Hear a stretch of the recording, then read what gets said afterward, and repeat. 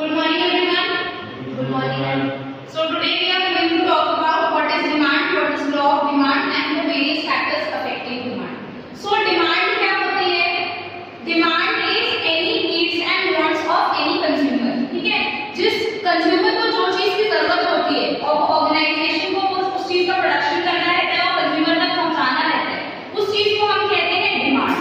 Like इसमें लिखा है it is the quantity of goods and services that are consumer are willing and able to buy at a given price. तो क्या है कि consumer को जो वांट है, मतलब कंज्यूमर की जो नीड्स है और कंज्यूमर बिल कर रहा है मतलब वो चाह रहा है उतना पे करना जितना भी प्राइस ऑर्गेनाइजेशन या फिर फर्म सेट करे, that is known as demand. अब डिमांड में क्या होता है, हम दो टाइप की डिमांड में हम दो फैक्टर्स पढ़ते हैं. सबसे पहले तो प्राइस और डिमांड. तो प्राइस और डिमांड का एक रिलेशन होता है.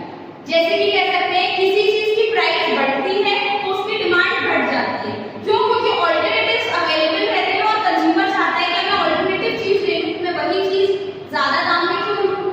वही अगर किसी चीज की प्राइस कम हो जाती है तो उसकी डिमांड बढ़ जाती है.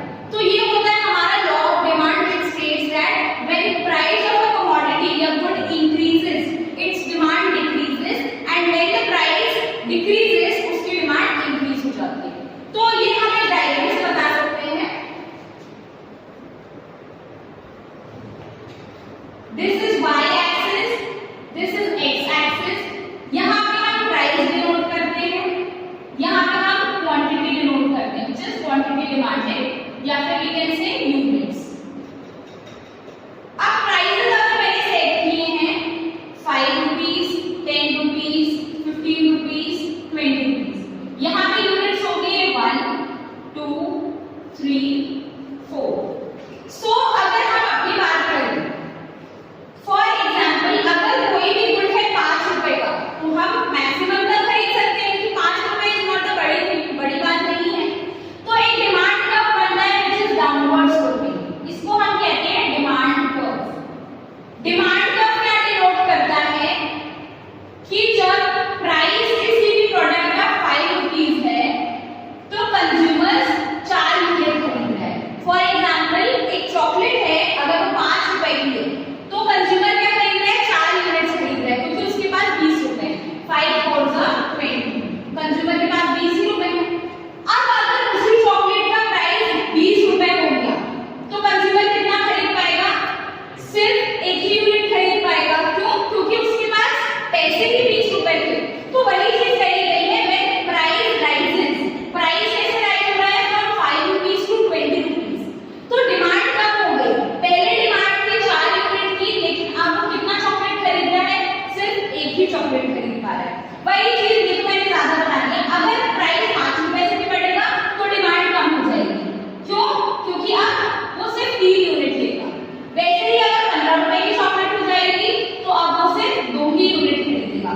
तो डिमांड कर्व क्या कहता है, जो डाउनवर्ड स्लोपिंग डिमांड कर्व होता है वो कहता है जब प्राइस किसी भी चीज का राइज होता है तो उसकी डिमांड कम हो जाती है और राइज हुआ तो डिमांड कम हो जाएगी. क्यों? क्योंकि अभी मैं डेयरी मिल्क के प्राइस की बात कर रही थी. अब जब डेयरी मिल्क का प्राइस राइज कर रहा है तो इससे बेटर तो मैं किटकैट खा लूंगा क्योंकि वो तो अभी 5 रुपए की ही है.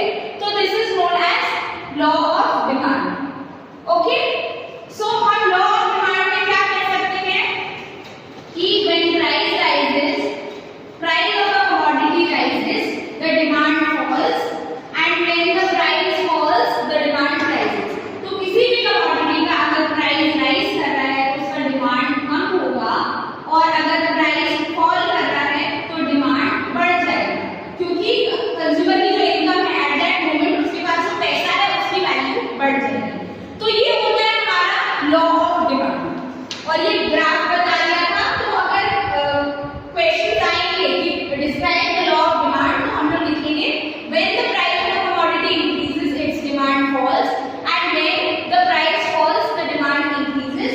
एंड उसके बाद हम ग्राफ बनाएंगे and we will explain that. ठीक है, तो लॉ ऑफ डिमांड में कोई भी दिक्कत है नहीं. ठीक,